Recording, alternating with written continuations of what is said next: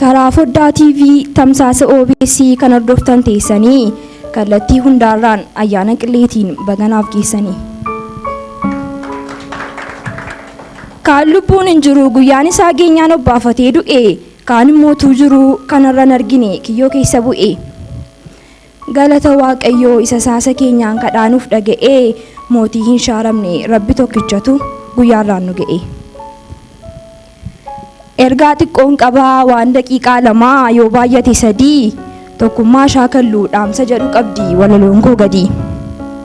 Tokkummaa akkamitiif gondaa gaafa laga buutu gaafa tabba baatu daandii isheen gadhiisiin adiidhaaf baabura taatee waliin yaatu.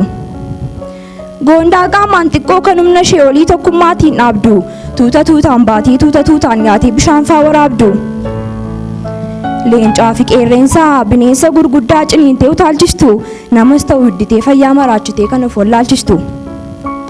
Kan biyyee bobboccee kan qaama isheen olii tuutaan deemtu baattee kan raammoo qoccoltee ariitee adamsitee qabdee waliin nyaatte. Warra garaan loo'uu jawwee fi marrataa koobiraan akoondaa tokkummaatiin qabdee boojuu taasisuudha hojii mixiif goondaa. Qurupheef bosonuu fociif hangaracii warra qaama guddaa ajaba hojii huumaa gondaa bicuu kanatu lubbuu itti muddaa. Rimmi abaaramaan muka hundeetti nyaatee jirma guddaa jigsu tooftaaf ogummaa isaan gurmu gondaa jalaa ofiisaan miliqsu. Mixii yookiin gondaan uumamni xixiqqoon qaamaan bicuu taatee tokkoomtee mo'achuuf mo'attee jiraachuuf tuutaan walii yaate.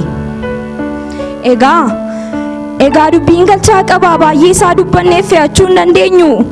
Yoo isa kaan dadhabne maaliif tokkummaatiin amma gondaan geenyu? Hanga haaloof jibba walitti harannu waliif safarannu yoo loluu dadhabne yoo toluu dadhabne tokkoomnee jiraachuu mixiirraan barannu.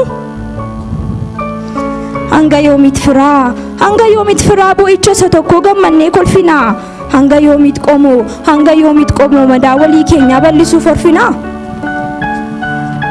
Qooda wal ammeessuuf qooda wal balleessuuf arbee walii qarru uumama xiqqittii gondaa yookaan mixii irraa maaf barru. Yeeyyiin sagal taatee gurmuu isheetii yaatii walii galtee qabdi mootii bineensotaa tasumaan sodaattu leencas ni adabdi. Durbii wal gargaarraan arbani takaalti jabaa qabdee hiiti kan tokkummaa hin qabne saba wal harcaasu gadi galoomniiti. Qamaleefis yaa'ii akka humna isaaniitti jaldeessaafis kootaa gaafa waliin deeman gaafa waliin lolan eeyyee isaanuu goota.